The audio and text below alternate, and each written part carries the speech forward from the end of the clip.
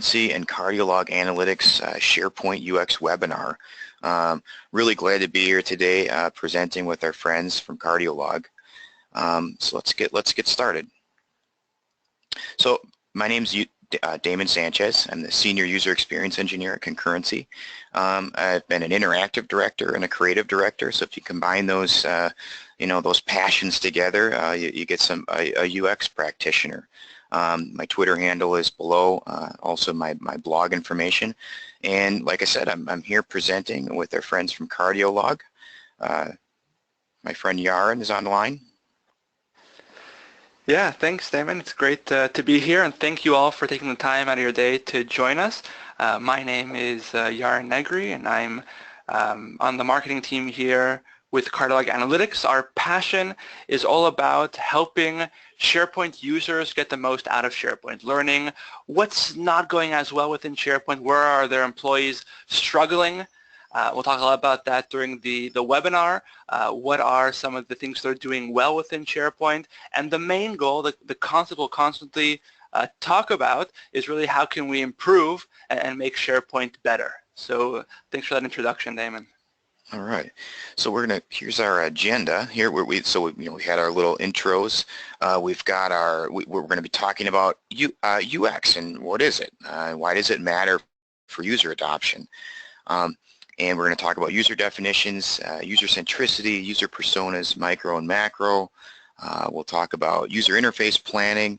And, again, one of the things that's going to be really, really great about this session is that by the end of the session, everybody who's participating in the webinar, you're really going to be able to put the pieces together. So this content is very, very fresh, and it's very apparent for the climate that we're in right now.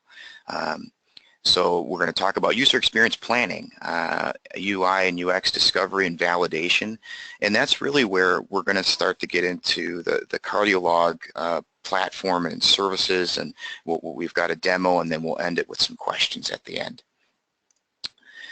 So UX, why does it matter for user adoption? So it's interesting because UX is really, it's a blanket term. It's a governing umbrella term for user experience that kind of governs a lot of different practices. It's psychology, it's design, it's user interface design, there's data involved, and it's really, when it boils down to it, it's really the study of how all of that stuff works with human behavior. And so really a pioneer in the field, Donald Norman, he kind of coined the term UX in the 80s. And so to understand UX a little bit better, it's really about understanding how the mind works. And so if we find it, when we look deeper into how our minds actually work, we realize that there's actually 3 hemispheres of our brain that actually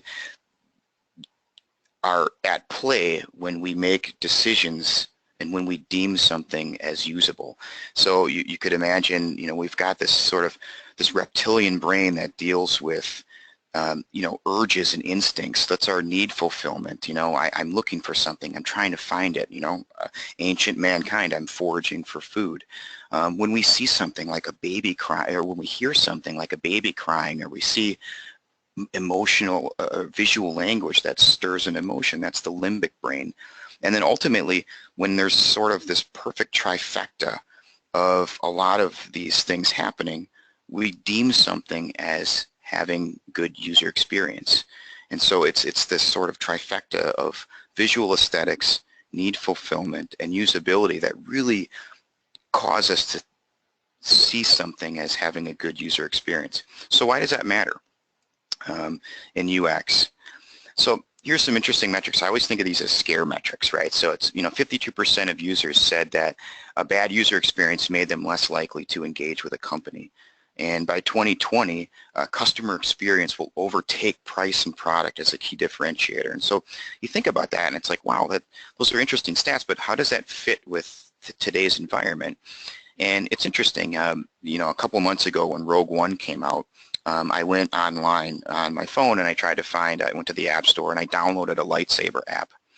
And, of course it didn't work. I didn't like it. So I deleted it and I went back to the App Store and I found another app. You know, the lightsaber pictures on the app didn't make any sense, so I deleted that one, and I found it took, long story short, is it took 3 times to find an app that I liked. And so really what that shows is the environment that we live in. Users are accustomed to going somewhere, and if something doesn't work, they just leave. You know, an example, you know, if someone goes to a news site and the news isn't exactly what they're looking for, they go to a different site. So it's relevant to understand this because when we're thinking of company portals or company intranets, the idea that the person can't just delete SharePoint and go find another company portal, they're stuck using that sort of intranet, that portal, that experience that we have. And so we really want to make sure that if we are going to have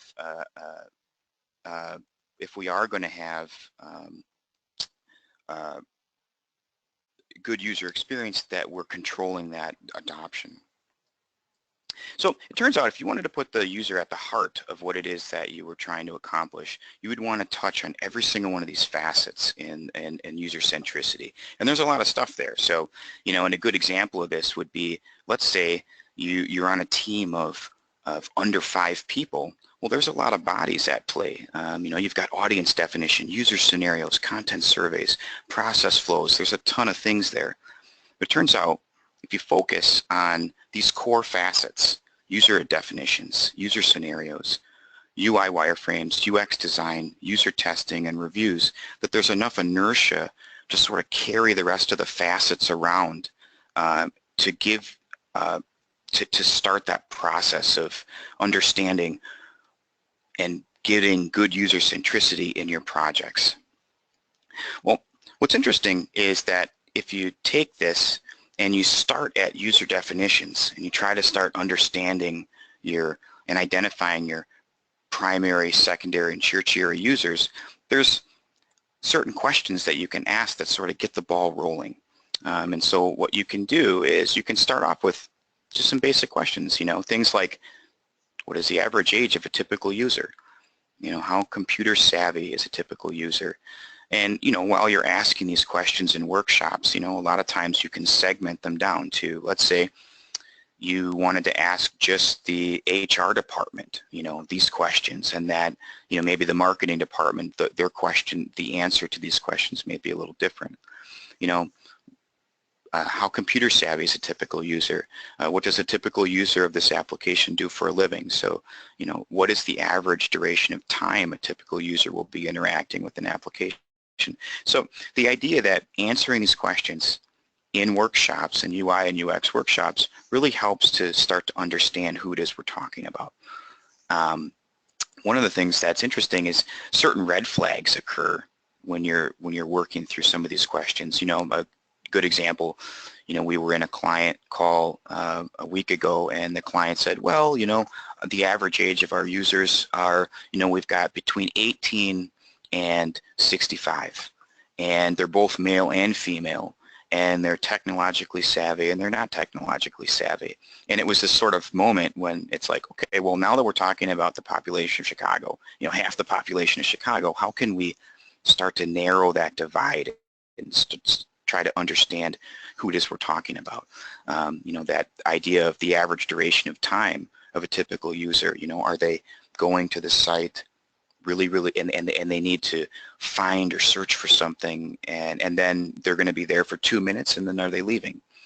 Well, that UI pattern is a lot different than somebody who maybe has the portal open or the site open all day long, and they're working through it. What kinds of devices will the user be handling while interacting with the application? Yeah. Here's another one. If a user gets confused, who will they contact? So you're trying to spark the sort of workflow question, right? And so these are just great. So it's a good way, it's a good place to start. We sort of end these sort of typical questions with, you know, what is something that would make a user angry or upset if the interface didn't do it well? So here you're trying to tap into a little bit of an emotional KPI there. What is something that the interface needs to do that would make a user happy? You know, so you know, just trying to understand who it is we're talking about. And so why are we doing that, right? Well, ultimately we're trying to make user personas. We're trying to understand who it is we're talking about. So if you could imagine uh, a micro user persona would be an individual. Like, so let's say Damon Sanchez, he is a senior user experience engineer. He drinks his coffee at 8 o'clock in the morning. He has this many kids. Maybe that's too specific, right? But you could imagine a macro user persona as a group. If we're talking about, you know, too large of a group, like we were talking about between 18 and 65, male and female, technologically savvy and not technologically savvy, maybe that's too broad. And so really the key is to hit somewhere in the middle, right? To try to understand who it is we're talking about enough so that we can develop the application around them and with some of the data that we're getting back from our workshop questions. So why is that important? Well, it's important when we want to start to plan out the interface. So, you know, if someone's going to be there for, if we know that our core primary users are going to be there for only a short amount of time, maybe we need a faster UI pattern, something that's going to be really quick. If we know they're going to be there all day, maybe that's something like a UI pattern that's a little bit slower. Maybe there's a little bit more information on the screen. So these are some rough sketches on just from a marker board and from OneNote, but you can kind of see, understanding, if you were trying to sketch this out by not understanding who it is you were talking about, you'd be doing it in a vacuum. So these are some popular UI patterns, and all of these are possible in SharePoint. So, you know, you could imagine we've got pagination, we've got a carousel, adaptive view, navigation tabs, shortcut drop-downs, breadcrumbs, and fat footers. All of these things you could choose to solve a problem for your users in SharePoint. Why are we doing that? Well, again, you know, this idea that the mind matters, right? Something, if we have need fulfillment and we have visual aesthetics and we've got usability, we've got that sort of trifecta happening where we're capturing somebody on an emotional level with imagery, we're fulfilling their need based on the UI being attuned to what they need, and ultimately that creates a positive memory, and that is stored in our memory longer, right? We store positive memories in long term. So on the right, you kind of see some of that trifecta happening where we've got some visual imagery. You know, it's a great picture. This was a project that this company had been working on. This was a wiki that we built for a company where they just needed to search for some topics, and you know, we've got some descriptive language in there. Pretty simple, mobile first strategy. And there's that sort of trifecta in the middle. So again, one of the things that we're trying to do here is just show that a solid UI UX process, by the time you end up out of those workshops, you end up with data, right? You end up with a lot of data. You end up with a lot of assumptions, stuff that is captured from those meetings. And just because we have those parts doesn't necessarily mean that they all fit together. So maybe, you know, maybe we have some wireframes, or we've got some user testing or some surveys that we've done. How do we validate that information so that we know that the pieces fit together? And that's where our friends CardioLog kind of come into the picture. On the right, you can kind of see this is using some of their tools to validate some visitor adoption. This is an overview panel. You know, it shows, you know, the length of time, the average visits. On the left, you can kind of see some heat mapping data, which is another tool, but I just wanted to throw that in there to show that there's some, you know, scrolling display on the page. On the right, again, you're seeing some validation for user groups. You know, this is a good example. You know, you go and you interview some people and you find out, wow, you know, all of the interview data that we've got, they're saying that the marketing people are really hitting up the site. But, you know, you go and you look at some, you try to validate some of that workshop data, and you're like, wow, you know, actually the R&D folks their views are off the chart compared to the marketing folks. And now you can sort of tailor some of those UI patterns and some of that visual language to the R&D people a little bit more. You know, maybe that's a strategy that you could pick up by validating some of that real world data. And here I am going to switch presenter roles and pass it off to our friends at CardioLog. All right, perfect. Thank you, Damon.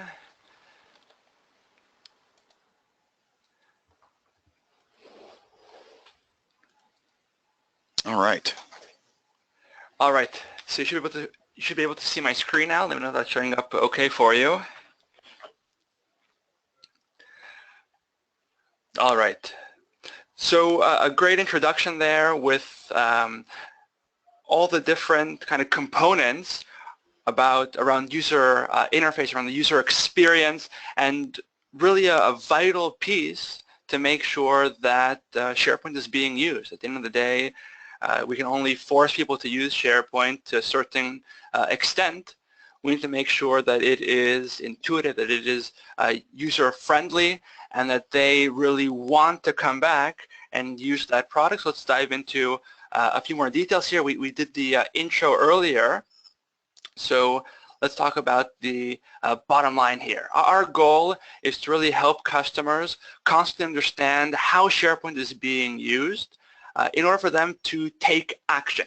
And action is the bottom line here. So if you've launched a new UI, a new layout for your environment with the different thoughts that Damon had shared, we want to help you measure and actually show, hey, this UI is really performing better. People are adopting more to SharePoint. They're using SharePoint for more functionality. And we really have a return on that investment of the new layout. So that's one thing that we are able to show, that there's actually an improvement. Two, we might help to show that there is a challenge, right? So the adoption rates are low, but we're not sure why, and there might be lots of reasons. It might be some things like training. Folks don't know how to use SharePoint. It might be more performance-based problems. No one wants to use a tool that's slow. So even if your UI is amazing and it's intuitive, if it takes a long time for us to load these SharePoint pages, then we're going to get low adoption there as well. So the idea is to really be able to track and see what are the causes that are impacting our adoption, and then once we've made changes and shifts within the user interface to really think about what do our users need and what do they want to see within our UI, to make sure that we can really track that and show that it's improving. And so again, the bottom line here that we focus on is the ability to measure everything that we're doing, new content we're launching new layouts, so that we can manage it. As it says here, if you can't measure it, you can't really manage it. So with that, let's jump into a quick demo and show you some of these thoughts and some of these capabilities in action. So just switching screens here quickly.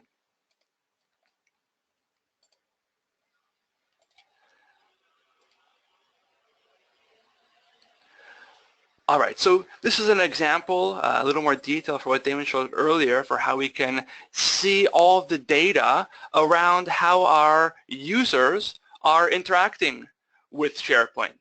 At the end of the day, we want to keep a constant pulse, or finger on the pulse, understand what's going on, how are folks engaging with the portal, and so forth. So the most basic, we can see trends over time, and see if usage is increasing or decreasing within SharePoint, and then also measure that once we have once we've changed things like the UI and so forth.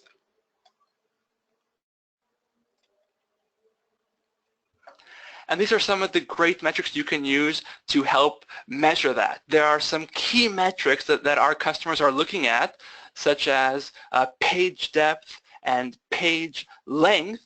And one of the things that we're able to do with Damon and his team is really help measure the impact of what we're doing in SharePoint. And so if we can go back to our leadership team, our management team, and show them, look, we really changed SharePoint. We invested in a more intuitive user interface. We're listening to what our users are looking for, and therefore there was a spike here with adoption, or with the visits or length of visits. That can directly show us that the work we've done to improve the UI is really helping us to improve the adoption. As Damon mentioned, you can't, people can't choose to use the portal or not, or which portal to use. As an employee, they only have access to that one company intranet, and it's really our responsibility to make sure that it gives them everything that they need in a friendly way, in an easy way, and to make sure that they keep coming back. And at the end of the day, to make their job easier, we want to make sure that we're able to track and make sure that that happens. Another great metric to focus around the user experience are things like exit pages. So you can see a metric with the top exit pages. So when you're planning out where you want to start this project of improving the user experience, this is a great clue to where we should start. Here are the pages that people oftentimes are leaving our portal, and if we can start out with these pages, make them more intuitive, help folks get their tasks done on these pages, well, that'll give us a huge boost into things such as adoption and getting our employees to use the portal much more. Another example would be around portal responsiveness. We talked about how there are different reasons why someone might not adopt SharePoint, right? It might be they don't know how, and then the answer is training. Might be because the UI isn't intuitive, and then we really need to focus around making it more intuitive and so forth. And another option might be, or another reason might be because of performance. At the end of the day, folks aren't going to be interacting with the tool, or they might try not to interact with the tool when it doesn't perform very well. So you can see which regions aren't performing well. And then we can also see this at the page level. Sometimes our site owners, they get really excited, right? They want to have these amazing pages with tons of content, lots of videos and so forth, and build what they think are these wonderful pages. But unfortunately, that might lead to their pages loading quite slowly. So what happens at times, even if we've designed wonderful pages with a lot of UX in mind, if we've built that page to be too complex, well, here you can see a list of the pages that are simply loading slowly because they have a lot of content on the page. So this is another great way to take action. Once we know which pages are kind of laggers within our portal, we can go back to those site owners, ask them to reduce some of the content there, and in that way get better performance, and with that adoption should increase there as well. Irene, if I may, I think this is an excellent page to try to explain. It also just puts in this to scope this idea of, like we mentioned, if a user can't leave, right? They have to use the portal. So understanding how we can tune, the interface to make the user stay. This is an exceptional page because it just shows that, it's like, okay, hey, we have the app pages, the point publishing page. We need to tune that just a little bit because that's a really important page for us, and we need to get more hits to it. And so you can see this, and then all of a sudden you can adapt that experience where in the app realm, I would just delete the app. I'd go find another app, and then I would that's what my experience would be. So this is a great page. Absolutely. I think that's a great point. And then you kind of switching from the dashboards into the second piece here around engagement. One of the keys for us is to really be able to collect feedback from our users. We keep coming back to this point where our employees don't have a choice, and it's really our job to make SharePoint answer all of the requirements. It's our role to really get feedback from our employees and constantly make those improvements, whether if it's in the content we're publishing, whether if it's in the UX and the experience employees have. But our role is to really gather their information before the changes to find out what they need. Damon spoke about, collecting data about what they expect to find on the pages or on the sites. And then also after we've made the change. Once we've made the change, let's ask them for the feedback. Are they happy with the changes? Where are they still struggling, and so forth?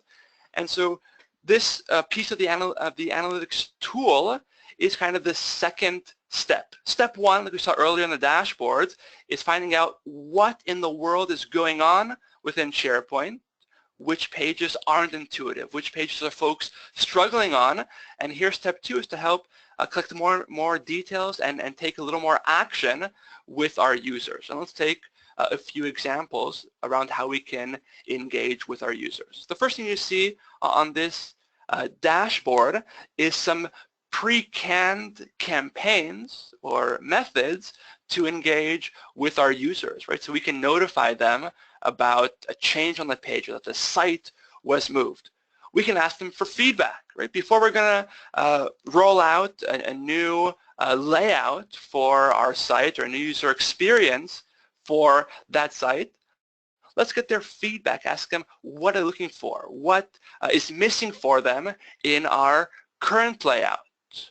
Or here, for example, whenever they get to a 404 error page, let's have a pop-up appear and actually ask them what were they searching for that they got to this error page.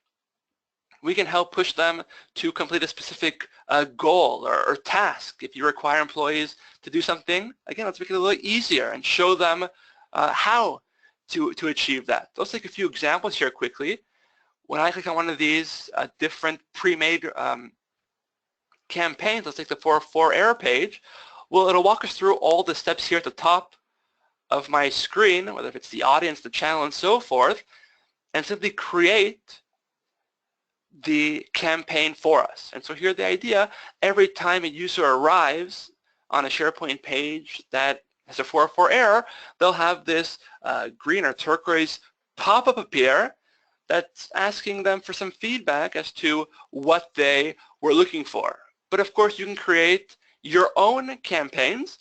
And let's walk through one of these quickly to show you a few examples. So the first is going to be the audience we want to target. We can ask for feedback from everyone within the organization, right? Everyone who comes to our intranet, let's ask them, what do they want us to improve? What's not working for them? So that when we design that new user experience, it's really with a lot of feedback from our users.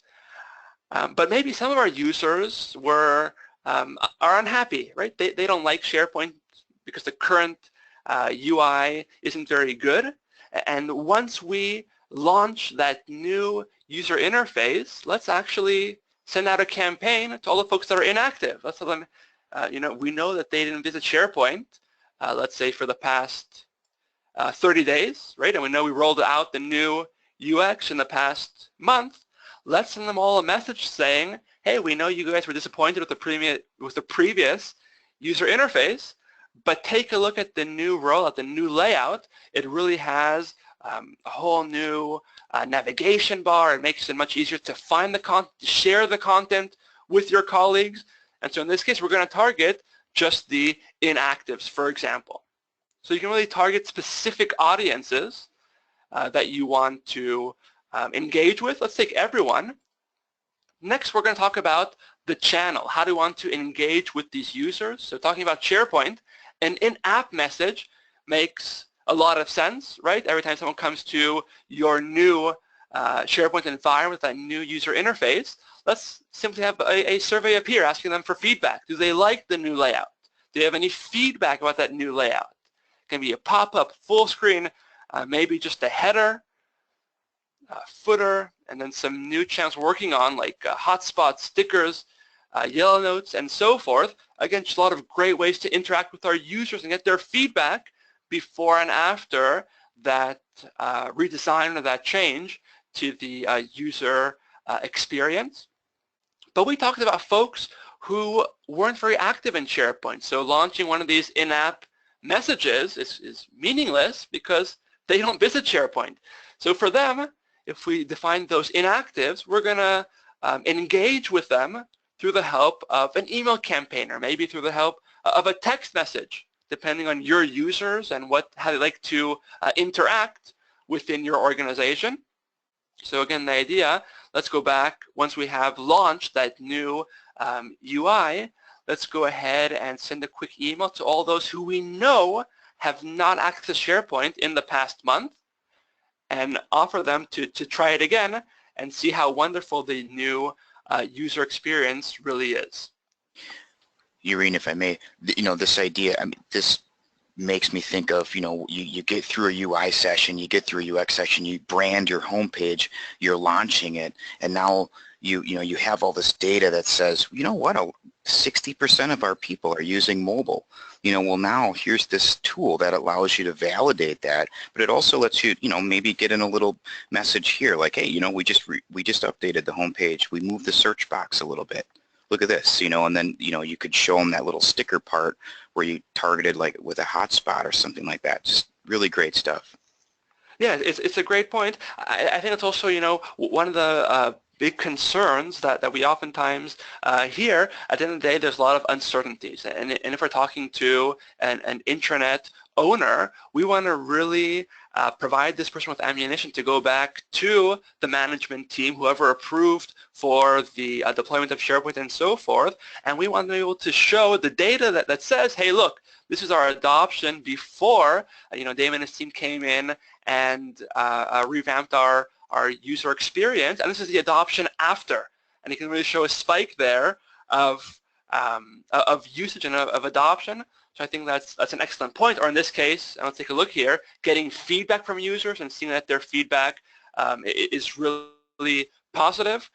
So again here, ease of use is key for us. Here we can simply ask our employees,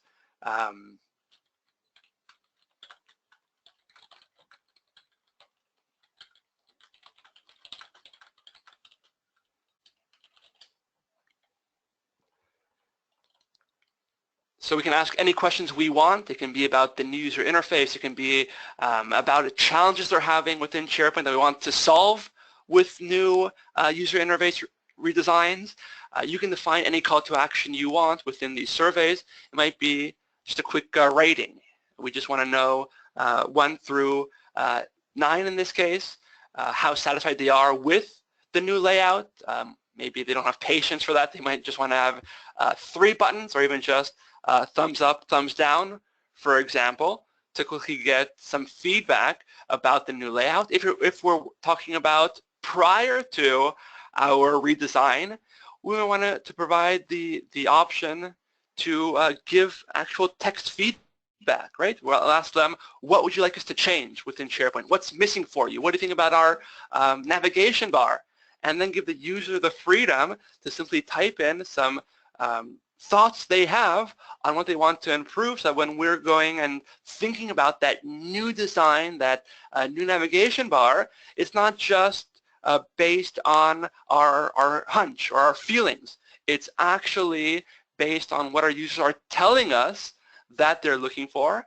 And as opposed to some survey via email or maybe even on paper, here we're asking the question when the person is actually experiencing SharePoint. So right when they're having that challenge, or right when they're trying to share that document or perform a search, right there they can give us that feedback saying, I have this challenge. Instead of passing a survey once every quarter, where personally, I never remember what challenges I had weeks back. So here we're getting all that data in real time. The next part here, once you've designed your campaign, is the trigger. When do you want this to happen? It can be launched right now. You can schedule it to start, I don't know, tomorrow, 8 a.m. Your time, or maybe the user's time, based on the time zone that they're in. You can trigger it based on an action. So maybe you want this to appear just after someone searches. If we're going to focus on the experience around search, let's ask a very targeted question to users after they perform the search and see if they found what they're looking for example. Maybe it's for folks who spent a lot of time on the page, right? If someone is browsing from page A to page B quickly, they probably are finding what they're looking for with ease. But folks who spent a lot of time on the page, maybe they're stuck, maybe they can't find, and then we'll trigger this just for those folks who are on the page for a long amount of time. You can use smart timing as well.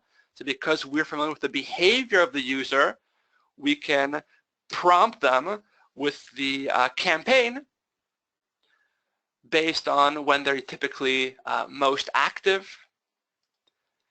And then finally we get this summary, which we can then launch as well. And of course, if I jump into this quick demo page, for example, well, here you can see an example. Here we are within this, again, very basic SharePoint demo site. And in the middle, we have one of these pop-ups asking for feedback about the experience and so forth. So to summarize that quickly, there were kind of two pieces here. One was the analytics piece, right? Finding out what's not working for our users. Where are they leaving SharePoint? Where are slow pages, perhaps?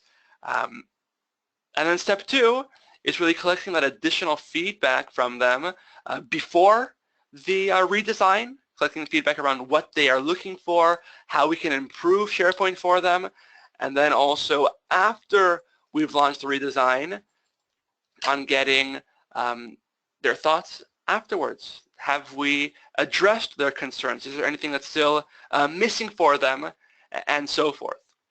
So that's the main idea to tie into what Damon was talking about earlier. At the end of the day, we serve a group of people, our employees, who don't have a choice. It's our goal to really hear their pain and address it through things like enhanced and improved user experience. And so that hopefully is a quick idea or plants a few thoughts into the minds of everyone who's joined us around some of the things that you can do to improve that and to constantly make SharePoint a better experience for your users. I know we have about 20 minutes left, Damon, so I'm happy to really open to questions that. I'll switch back back to the deck here real quick to get back to our question slides here.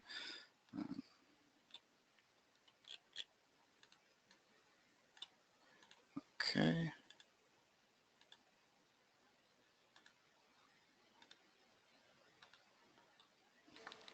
Excellent. All right, I know that we have. Can you guys see my screen? Yeah, we do. Okay. All right. So hopefully, you know, like we talked about in the beginning, you know, we've come full circle now, and we've understood like that, you know, we can go through UI and UX workshops, but in the end, we really want to validate all of that stuff with real world data, and the folks at CardioLog really have exceptional tools to try to bring that full circle. And so you can kind of see, you know, when we were talking about those facets of user centricity, how, you know, understanding, you know, the user definitions and requirements, getting wireframes, getting UX designs, being able to test and review, all of those pieces start to fit together. And you really do cover almost all of those pieces with a small team. So let's say you don't have a really big team. You know, a lot of times if you look at all the facets in this user centricity wheel, there's like at least 10 people involved in that. You know, maybe there's you know, the business analyst team are doing the competitive analysis, or you've got a team that's doing content surveys, or you know, the architects are the ones that are doing the sitemaps. And so if you're focusing on a few of these core pieces along with being able to validate some of those assumptions that are made, you really do have a lot of that sort of inertia to carry a lot of that user centricity around in full circle. And so, you know, at the end of the day, you know, it's about how the user remembers the experience. And that, you know, hopefully you guys can kind of, everybody on the line can kind of put those puzzle pieces together now towards the end. And so here is our contact information, and we can kind of open it up for questions. I know you're in, we've got there's a couple questions in the queue already. Let's see here.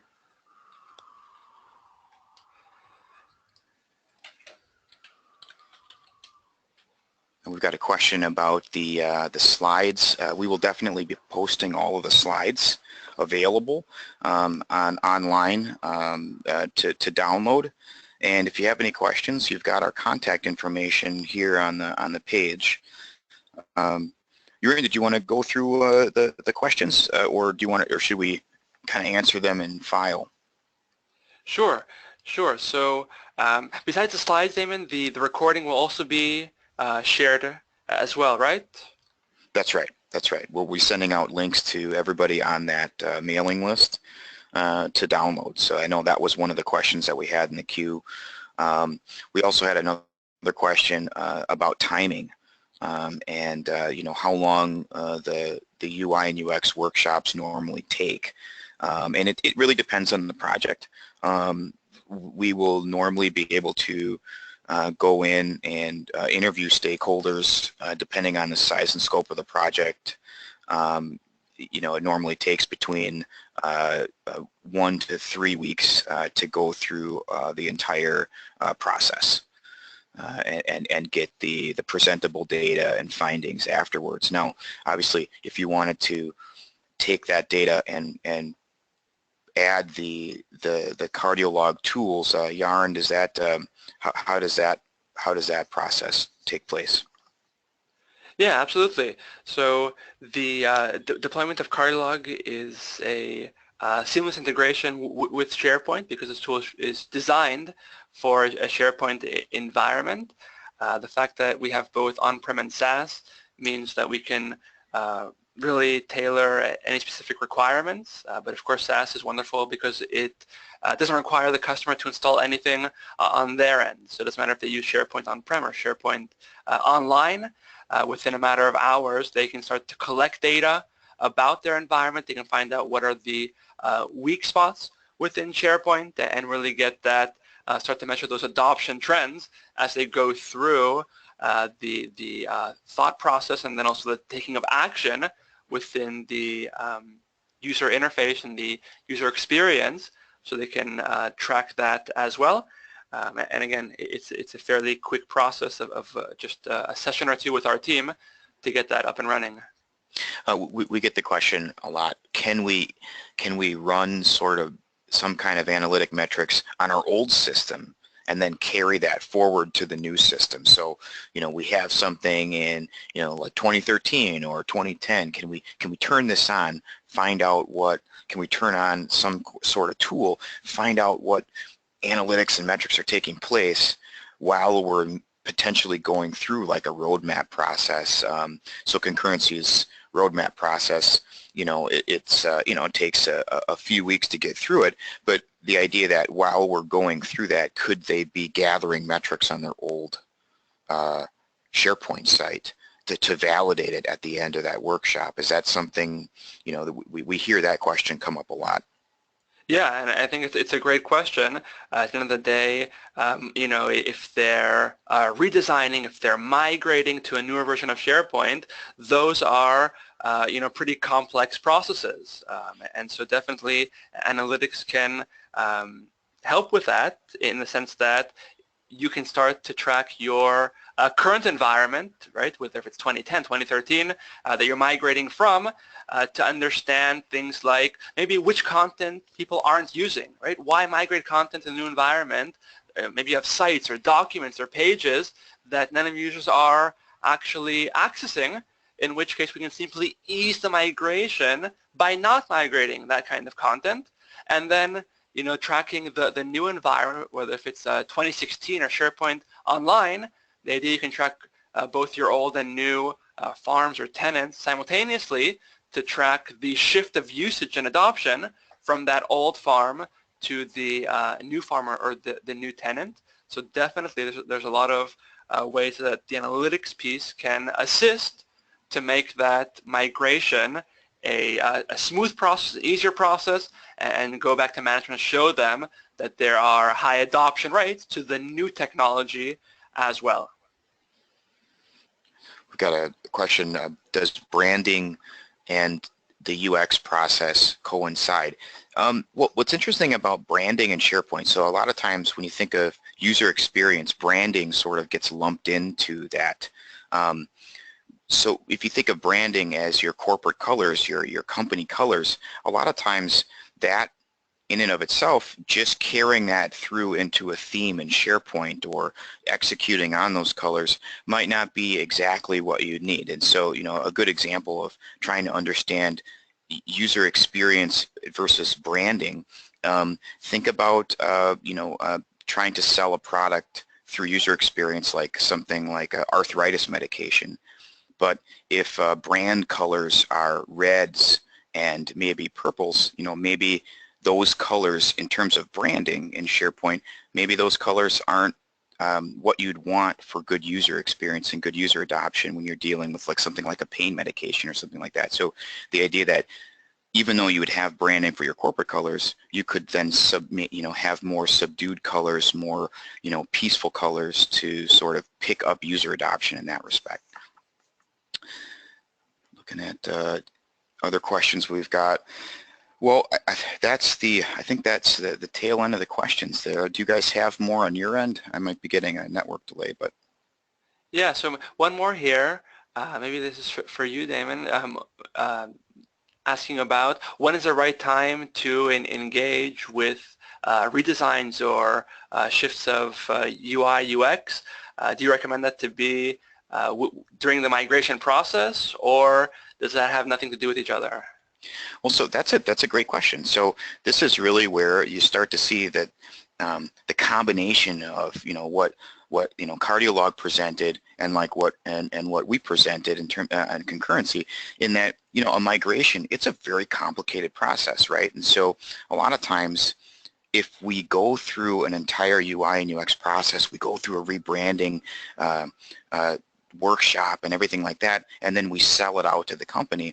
During the migration, a lot of times you're sort of like picking up content from older pages and deciding what comes, and just, you hear the term lift and shift, right? So the idea of we're lifting from maybe 2010 or something, and we're moving it all the way to 2016. Well, like Yureen mentioned, maybe some of those pages that are really, really old, maybe you wouldn't carry those forward, but some of the primary pages and the content involved, you'd want to keep those together. So what we would do is you would engage with the UI and UX process in the beginning of the migration, just to kind of get a look and feel of how that would work. But after the migration, there's always a sort of phase where you're looking at the UI of pages that got carried over, and you're sort of updating those to new designs, to those designs that were looked at in those initial phases. So you want to do it a little bit, you want to do it before and a little bit after a migration, so it's totally relevant. Now, I guess migration, it's it kind of makes sense to everyone, right? We're migrating. We should think about the old user interface and how we want the new one to be. We want to think more about how the new SharePoint platform that we're migrating to will feel, the experience that it'll provide. I'm wondering, Damon, for folks who are kind of stuck on their current SharePoint platform, let's say they're on 2013 right now, they've been there for a few years, what do you think they should be listening to or looking out for to know that it's time to think about rethinking their user interface and things of that sort?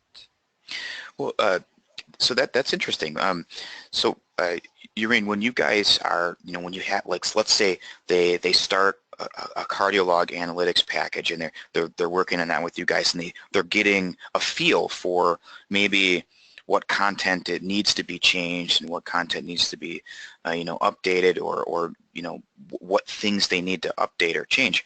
That in turn, some of the data that you could find out from turning on something like a CardioLog analytics and getting that data, that could spark a lot of those conversations. A lot of times someone, you get stakeholders, they want to see data first.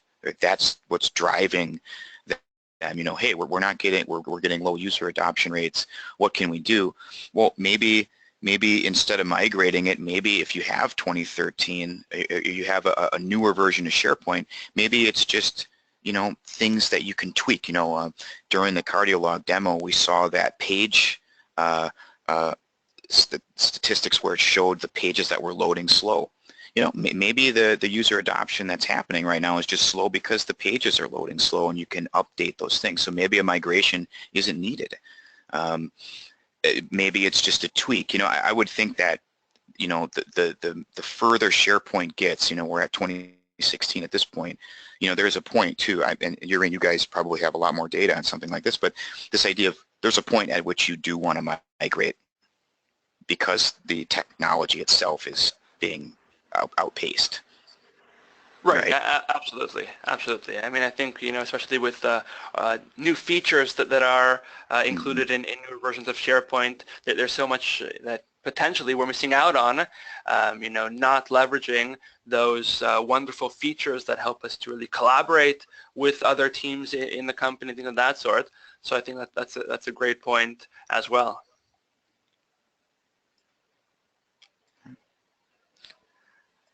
Well, all right. Well, I'm glad that we had a chance to do this webinar. We had a lot of attendees, a lot of great questions, and again, we've got our thank you page up with our contact information. I'm hoping that we do more of these. So we talked about user definitions this time around.